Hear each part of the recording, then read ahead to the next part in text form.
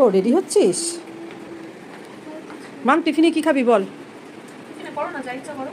না, তোর যেটা ভালো লাগবে সেটা বল, তাহলে সেটাই আমি করবো। ছোটবেলায় একটা করতো না। ও ঠিক আছে, তাহলে ওটাই করছি। তুই তাহলে রেডি হ, আমি তাহলে করছি। ঠিক আছে।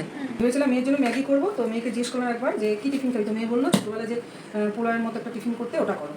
তো ওই ছোটোবেলার পোলাওটা যেটা করি আমি যেভাবে সেভাবেই করছি, তোমরা দেখতে থাকো। তবে হ্যাঁ, আমার মেকআপ দেখে দেবো না যে আমি মেকআপ করে এসেছি রান্নাঘরে, কিন্তু আমি একটু আগে লাইট করেছি, তো মেকআপটা রয়ে গেছে। মুগের ডাল নিয়েছি, আর 2 কাপের মতো গোবিন্দভোগ চাল নিয়েছি, একটা শুকনো লঙ্কা নিয়েছি, যে যেরকম ঝাল খাবে, আর 2 তেজপাতা আর কাঁচা বাদাম নিয়েছি। প্রথমে অল্প তেলে এই বাদামটাকে ভেজে নিচ্ছি।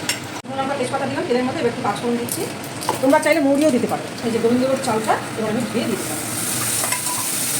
এবার নেড়ে ছেড়ে এবার একটু নুন দিচ্ছি, যে যেরকম নুন খাবে তুই স্বাদ মতো ওরকমই নুন দেবে।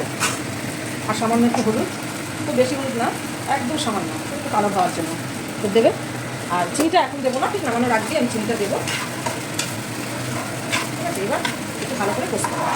আমি মুগ ডাল আর চালটাকে ভালো করে ভেজে নিয়েছি। ভেজে এখন চাল যতটা দিয়েছি তার তখন জল দেবো, আর বাদামটাও দেবো সিদ্ধ হওয়ার জন্য।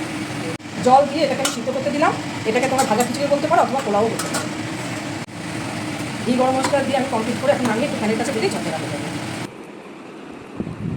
হ্যাঁ, কেমন হয়েছে বলবি খেয়ে?